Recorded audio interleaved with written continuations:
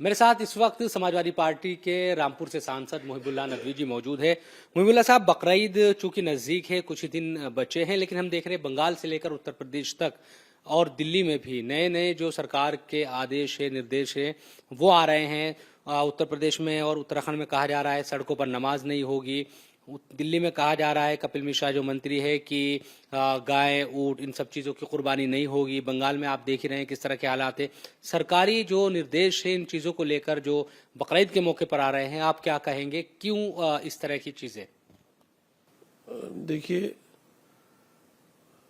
एक सदियों से जो गंगा जमनी तहजीब है, एक दूसरे के धर्मों के त्योहारों का एक दूसरे खुले दिल से उसको एक्सेप्ट करते हैं, तो ये एक रिवायत रही है। कानून और संविधान में इसका पूरे तौर पर ख्याल रखा गया है कि सब धर्मों को अपने अपने हिसाब से, सब जो सिटीजन शहरी हैं, जो शहरी हिंदुस्तान के हैं, उनको अपने अपने धर्मों के हिसाब से उसके करने की इजाज़त है।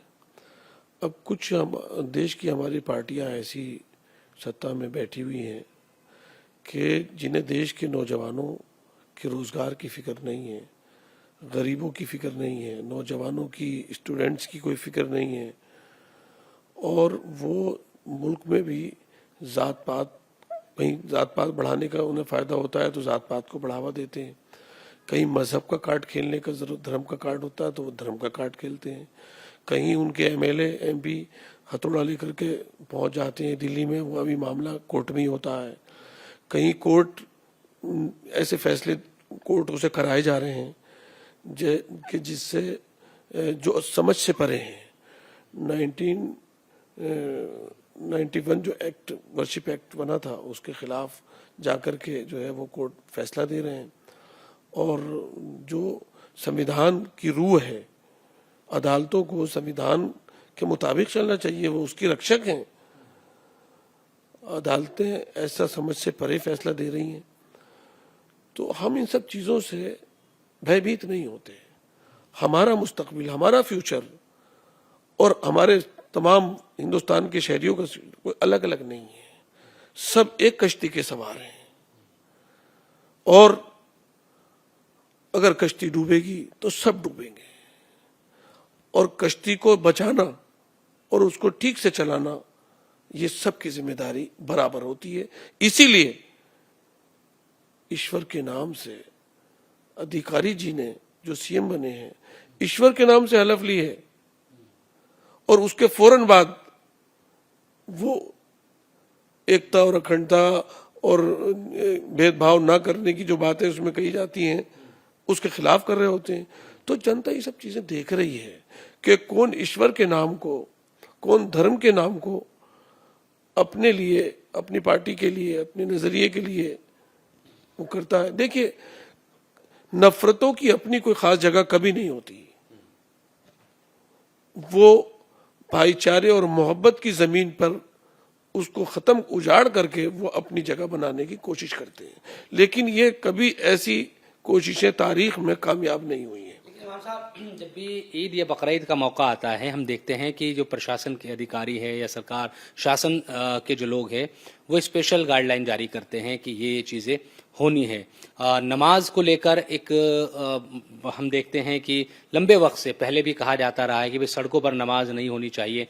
अभी फिर से ये मामला उत्तर प्रदेश के मुख्यमंत्री की तरफ से भी स्पेशल बयान आया कि भाई सड़कों पर नमाज नहीं होने दी जाएगी, अगर प्यार से मानेंगे ठीक है, नहीं तो दूसरे तरीके से समझाया जाएगा। उत्तराखंड के मुख्यमंत्री की तरफ से भी बयान आया।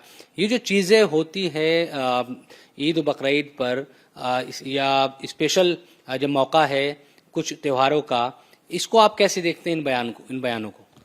देखिए, मैं कहता हूं कि मेरी अपनी नज़र में जिनकी अपनी कोई ज़मीन नहीं होती, समाज जिन्हें एक्सेप्ट नहीं कर रहा होता है, जिनके पास कुछ करने की सलाहियत नहीं होती है, वो सस्ती शोहरत के लिए इस तरह की ओछी हरकतें, समाज को बांटने वाली, मुल्क को कमज़ोर करने वाली हरकतें करते हैं।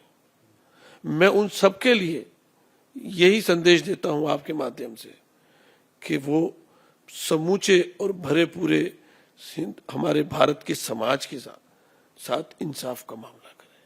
अगर नाइंसाफियां अपनी इंतहा को पहुंचती हैं तो फिर कोई पनप नहीं पाता, कोई नहीं बढ़ पाता, उससे देश का नुकसान होता है। मुसलमानों के साथ नाइंसाफी हो रही है, एक तरीके से उनको उनकी जो बातें हैं नहीं सुनी जा रही, आप ये कह रहे हैं, और सरकार इसमें शामिल है। नहीं, देखिए, मुसलमानों ही के साथ नहीं, जब हम दलित वर्ग को देखते हैं तब भी हम खून के आंसू होते हैं। उनके साथ तो इतनी हो रही है कि मुसलमानों से भी अति है। जितने दलित रोज पूरे मुल्क में, अभी गुजरात में आपने पढ़ा, देखा आपने किस तरह से दो बहनें जो दुल्हन बनी हुई थी उनको दौड़ा दौड़ा कर पुलिस मार रही थी। क्या हमारे समाज की यही इंसानियत रह गई है कि अगर वो दलित हैं तो उन बहनों को दौड़ा दौड़ा करके मारा जाएगा, पीटा जाएगा? वो दुल्हन बनी हुई है। आप सोचिए उनके और उनके खानदान और उनके कबीले और दलित समाज के लोगों पर क्या बीती होगी। तो मुसलमान हो, दलित हो, ईसाई हो, सिख हो, एक नफरत का कोई धर्म नहीं होता। नफरत किसी खास जात और नस्ल में नहीं होती। नफरत एक ऐसी बीमारी है, एक ऐसा दौरा है जो पड़ता है तो फिर वो अपनों को, दूसरों को, गैर को, किसी को नहीं देखता। उस आग में सब जल जाते हैं। मुसलमानों के लिए क्या सलाह आप देंगे? आप चूंकि एक मुस्लिम धर्मगुरु भी है, आलिम है आप, और इमाम भी है, तो बकरीद का मौका है, सरकार के दिशा निर्देश भी है, तमाम चीज़ें हैं, माहौल आप देख ही रहे हैं, तो कोई सलाह आपकी तरफ से मुसलमानों के लिए क्या होना चाहिए? मैं आपके माध्यम से ये मुसलमानों से गुजारिश करूंगा और उनको मशवरा दूंगा कि सब्र रखें। ये जो नावाकिफ लोग हैं, बेवकूफ लोग हैं, उनकी हरकतों में आकर के अपना आपा और इश्तियाल में ना आए, आपा ना खोएं। ये बहुत जल्दी हमारे हिंदुस्तान की सारी जनता, हमारी भारत की सारी जनता ऐसे बेवकूफ लोगों को खुद ही जवाब देने में सक्षम है। अच्छा, एक दिल्ली में जो मामला सामने आया मस्जिद में कि वहाँ पर जो विधायक थे बीजेपी के, वो गए और ये कहा कि अवैध मदरसा यहाँ बनाया जा रहा है, खुद दीवार को तोड़ दिया, और जुमे की नमाज के समय जब नमाज हो रही थी, हनुमान चालीसा पढ़ा गया मस्जिद के बाहर, नारेबाजी की गई। उस घटना को लेकर आप क्या सोचते हैं? देखिए, जब से बीजेपी सरकार आई है, मणिपुर से लेकर गुजरात तक, कश्मीर से लेकर आसाम तक, वो सिर्फ मुसलमानी टारगेट नहीं है उनके टारगेट गरीब नौजवान है, गरीब जनता है, गरीब दलित हैं, आदिवासी हैं, पासी समाज के लोग हैं, जाटव समाज के लोग हैं, उसमें मुसलमान भी शामिल हैं। तो इनकी लड़ाई तो गरीबों से है। इनकी लड़ाई तो, ये तो गरीबों को मिटाना चाहते हैं। आपने देखा अभी सहारनपुर में क्या हुआ। हमारी सांसद जो ऑनरेबल मेंबर पार्लियामेंट है और इकरा हसन और वो मोनो किशब के जो एक उस परिवार को इंसाफ दिलाने के लिए गई थी, जिस तरह से उनको डराने की कोशिश की गई, इससे कोई डरने होने वाला नहीं है इन सब चीजों से। इसलिए कि अभी ऐसे खानदान करोड़ों में हैं जिनके फर्स्ट और सेकंड पार्टी ने मुल्क के लिए एक एक घर से 52 लोग एक एक खानदान से शहीद हुए हैं। तो मुल्क की जब इज्जत की बात आएगी, मुल्क की एकता और अखंडता की जब बात आएगी, और जब हम देखेंगे ये सब सारे गरीब और सारी आवाम ये देखेगी कि अब कुछ बच नहीं रहा है, मुल्क को जोड़ना है, तो फिर कानून और इंतजाम और जो शपथ हम लोगों ने ली है ईश्वर के नाम पर कि एकता और अखंडता के लिए हम काम करेंगे, उसके लिए हम काम करना पड़ेगा। तो करना जरूरी होगा तो करेंगे। एक खबर उत्तर प्रदेश से आई है, चूंकि आप सांसद भी है वहां से, 31,000 जो वक्फ प्रॉपर्टी का रजिस्ट्रेशन है उसको रद्द कर दिया गया है। वो सही जानकारियां नहीं मिल पाई है। आप चूंकि कमेटी में भी रहे हैं वक्फ से रिलेटेड और संसद में बोलते रहे हैं, इन रजिस्ट्रेशन को लेकर जो वक्फ की संपत्तियां थी, क्योंकि उम्मीद पोर्टल पर इनको दर्ज कराना जरूरी है, उसी को माना जाएगा। ये जो रद्द हो रही है और फिर उनका किसी तरह का भी जो एक दस्तावेज होना चाहिए वो नहीं हो पाएगा, प्रॉपर्टी खो जाएगी या अलग हो जाएगी। इसको आप कैसे देख रहे हैं? क्या सरकार को भी इस मामले में और ज्यादा लचीलापन दिखाना चाहिए या प्रॉपर्टी इसी तरह से खोती रहेगी? देखिए, सरकार अपने शहरियों के दरमियान तकसीम की राजनीति के जरिए से वजूद में आई है। वो पक्षपात करती है। उसने संविधान को कूड़े की ढेर में फेंक रखा है। एक लॉ है, एक स्पिरिट ऑफ लॉ है। वो न लॉ को मानते हैं, न स्पिरिट ऑफ लॉ को मान रहे हैं। और देश की तारीख में सबसे बदतरीन कानून जिसने अकलियतों की और कानून की रूह को नुकसान पहुंचाया है अगर, तो वक्फ अमेंडमेंट बिल 2024 था। ऐसा कानून शायद दुनिया के किसी मुल्क में ऐसा नहीं हो, जो इंसानियत से परे है। इसलिए जमीन कहां चली जाएगी?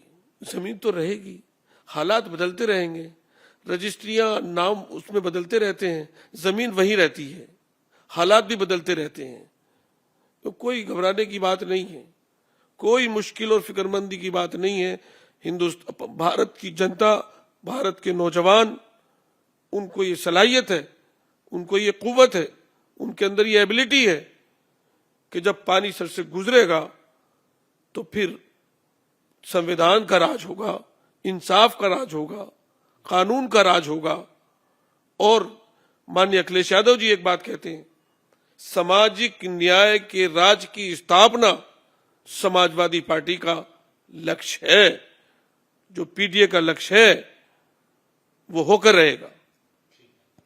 बहुत बहुत शुक्रिया बात करने के लिए। तो महबूबुल्लाह नदवी साहब, जिन्होंने कई जो मौजू इस वक्त हम देख रहे हैं कि चर्चाओं में है, चाहे बकरीद से रिलेटेड हो, नमाज से रिलेटेड, उन तमाम चीज़ों पर अपनी बातों को रखा। कैमरा पर्सन दिनेश के साथ इंडिया टीवी के लिए दिल्ली से मैं शोएब रजा।